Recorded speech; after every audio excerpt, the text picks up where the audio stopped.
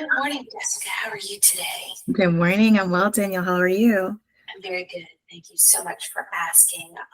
So we chatted, I want to say about a week ago, Mhm. about some opportunities that we had in the human resources realm. And I was very impressed with your resume and our chat.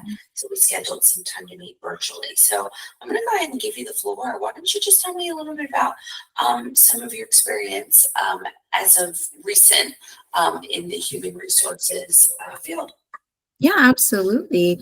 So, before the contract role that we were speaking about a few minutes ago, I worked for an RPO.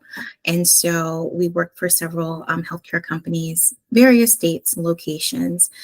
So I had like a wide range of positions to recruit for nurses, nurse directors, LPNs, MAs, just a lot of, acronyms. But healthcare has been interesting and fun, very challenging.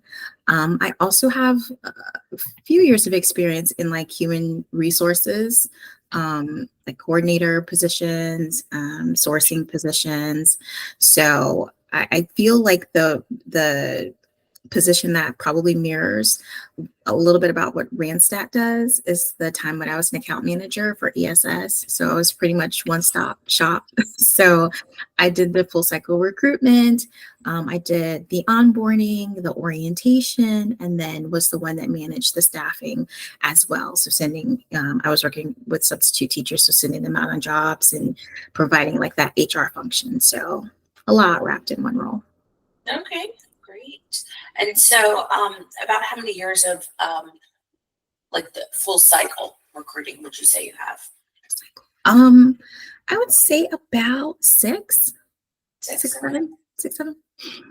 Alrighty. And what have you done recently to keep up on your skills? Do you belong to any networking groups? Tell me a little bit about that. Yeah, so most recently I got a certified diversity recruiting certificate. And so I'm kind of looking into maybe just kind of getting an HR certificate. I'd been doing a little bit of studying, but I hadn't committed to the the test yet. Okay. But as far as, I'm always looking at something that's a little different. LinkedIn is a great resource. Danielle, I think, okay, sorry, it was my computer. I think it went to sleep or something.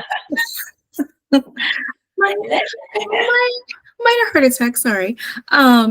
So I really forgot what I was saying. Oh, Oh, LinkedIn is a great resource just to kind of take some classes, kind of see what's different. I think my recent interest is, what AI is going to do for human resources and how we can use that to, kind of better what we do, but then at the same time, keep a little bit of the human HR too. So I feel like that's the most recent struggle. yeah. Can you tell me about a time where you successfully sourced and hired a candidate maybe for a hard to fill role? Maybe what Yes. strategies you use?